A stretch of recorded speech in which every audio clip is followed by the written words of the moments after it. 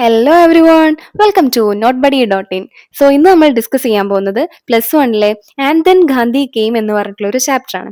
ഇതൊരു revision class ആണ്, അതുകൊണ്ട് തന്നെ എക്സാം ഓറിയന്റഡ് ആയിട്ടുള്ള ഇമ്പോർട്ടൻറ്റ് പോയിന്റ്സും ബ്രീഫ് സമ്മറിയും കാര്യങ്ങളുമാണ് നമ്മൾ ഇതിൽ ഡിസ്കസ് ചെയ്യുന്നത്. ഇതിന്റെ ഡീറ്റെയിൽഡ് നോട്ട്സും സമ്മറിയും ആക്ടിവിറ്റീസും കിട്ടണം എന്നുണ്ടെങ്കിൽ നോട്ട് ബഡി ഡോട്ട് ഇൻ എന്ന് പറഞ്ഞിട്ടുള്ള സൈറ്റിൽ ചെക്ക് ചെയ്താൽ മതി. ഓക്കെ, നമുക്ക് പെട്ടെന്ന് തന്നെ ക്ലാസ്സിലേക്ക് പോവാം. ജവഹർലാൽ നെഹ്റു എഴുതിയിട്ടുള്ള ആൻഡ് ദെൻ ഗാന്ധി കെയിം എന്ന് പറഞ്ഞിട്ടുള്ള ഈ ഒരു ചാപ്റ്ററിൽ ഫസ്റ്റ് വേൾഡ് വാർ കഴിഞ്ഞതിന് ശേഷം ഉണ്ടായിരുന്ന ഇന്ത്യയിലെ ആ ഒരു സിറ്റുവേഷൻസ് ആണ് വിവരിക്കുന്നത്. അതുപോലെ തന്നെ ഗാന്ധിജി വന്നതിന് ശേഷം അദ്ദേഹം കൊണ്ടുവന്ന മാറ്റങ്ങൾ, അതുപോലെ ആളുകൾക്ക് കൊടുത്തിട്ടുള്ള ധൈര്യവും ഒരു ഹോപ്പും ഒക്കെയാണ് ഈ ഒരു ചാപ്റ്ററിൽ നമ്മൾ ഡിസ്കസ് ചെയ്യുന്നത്. Okay, India after World War 1, poverty, repression, martial law. എന്താ പറയുന്നത്? വേൾഡ് വാറിന് ശേഷമുള്ള ഇന്ത്യ എന്ന് പറയുന്നത് ഭയങ്കരമായിട്ടുള്ള പോവേർട്ടി, ദാരിദ്ര്യം, അടിച്ചമർത്തലും പട്ടാള ഭരണവും മൊത്തം എന്താണ് ബുദ്ധിമുട്ടായിട്ടുള്ള ഒരു സിറ്റുവേഷൻ ആണ്. People felt humiliated, hopeless and paralysed. പീപ്പിളിന് എന്താണ് ഫീൽ ചെയ്യുന്നത്? ഭയങ്കര അപമാനം അല്ലെ, ഒരു ഹോപ്പും ഇല്ല, ഒരു പ്രതീക്ഷയില്ല മുന്നോട്ടുള്ള ജീവിതത്തിൽ.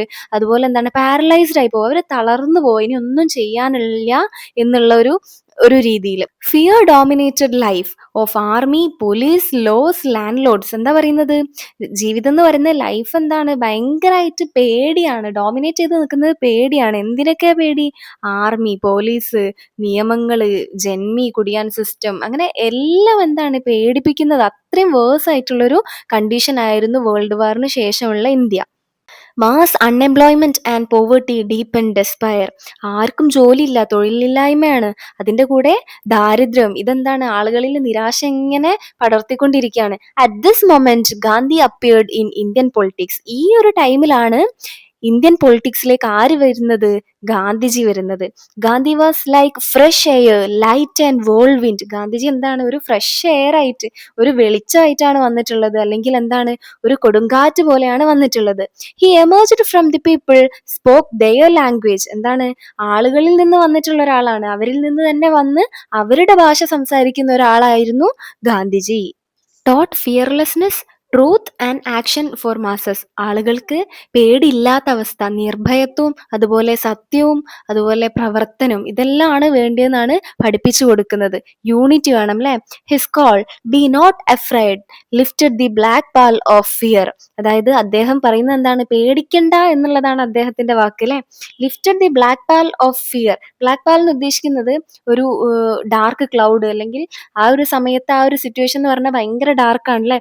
ആ ഒരു ഡാർക്കിൽ നിന്നും എന്താണ്, ആ ഒരു പേടിയുടെ ഡാർക്കിൽ നിന്നും എന്താണ് അതിനെ കരകയറ്റുവാണ് ഗാന്ധിജി. എങ്ങനെ? പേടിക്കണ്ട എന്ന് പറഞ്ഞിട്ട്. Brought A psychological change, courage replaced fear. അതായത് അവർക്ക് സൈക്കോളജിക്കലി ചേഞ്ച് വരാണ്, മനസ്സിൽ തന്നെ ഒരു ചേഞ്ച് വരുവാണ്. എന്ത്? പേടിക്കേണ്ട ആവശ്യമില്ല. പേടിനെ എന്തോടാണ് റീപ്ലേസ് ചെയ്തിട്ടുള്ളത്? ധൈര്യം കൊണ്ടാണ് അല്ലേ. Urged fight against foreign rule and social evils.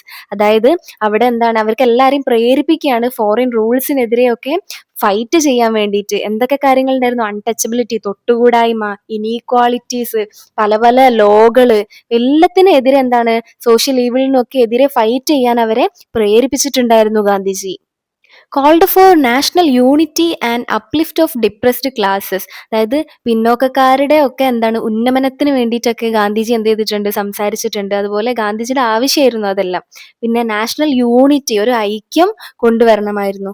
Rejected British titles and exposed false prestige. Gandhiji പറഞ്ഞിട്ടുണ്ടായിരുന്നു, അതായത് ബ്രിട്ടീഷുകാർ ഒരുപാട് എന്താണ് അവാർഡ്, ബഹുമതി കാര്യങ്ങളൊക്കെ ഇന്ത്യക്കാർക്ക് തന്നിട്ടുണ്ട്. അതെല്ലാം ആ ഒരു ടൈറ്റിൽസും ആ അവാർഡും കാര്യങ്ങളൊക്കെ തിരിച്ചു കൊടുക്കാനാണ് പറയുന്നത്, റിജക്റ്റ് ചെയ്യാനാണ് ഗാന്ധിജി പറഞ്ഞിട്ടുണ്ടായിരുന്നത്. കാരണം നമുക്കൊരു ഡിഗ്നിറ്റി ഉണ്ട് അല്ലെ, നമുക്കൊരു പ്രസ്റ്റീജ് ഉണ്ട്, അതിനെന്ത് ചെയ്യരുത്, തരം താഴ്ത്തരുത് എന്നാണ് ഗാന്ധിജി ഉദ്ദേശിക്കുന്നത്. Send workers to villages, peasants awakened. എന്താണ്, വർക്കേഴ്സിനൊക്കെ വില്ലേജസിലേക്ക് പറഞ്ഞയച്ചുക. അവരെ കൂടെ താമസിക്കുന്ന സമയത്താണ് അവരുടെ ആ ഒരു പോവേർട്ടിയും കാര്യങ്ങളൊക്കെ കാണുന്നതും അവിടെയുള്ള വില്ലേജസിന് എന്താണ്, ഒരു ഹോപ്പും കറേജും എല്ലാം കിട്ടുകയാണ്, ഒരു ധൈര്യമൊക്കെ കിട്ടുകയാണ്. ഈ ഗാന്ധിജിന്റെ ഡ്രീം എന്ന് പറഞ്ഞാൽ എന്താണ്? An India of equality, harmony, truth and dignity. ഗാന്ധിജിന്റെ ഡ്രീം എന്ന് പറഞ്ഞിട്ടാണെങ്കിൽ ഉയർന്ന താഴ്ന്ന വർഗ വ്യത്യാസമില്ല, അതായത് ഹൈ ക്ലാസ് ലോ ക്ലാസ് എന്നുള്ളൊരു ഡിഫറൻസ് അവിടെ ഉണ്ടാവരുത്.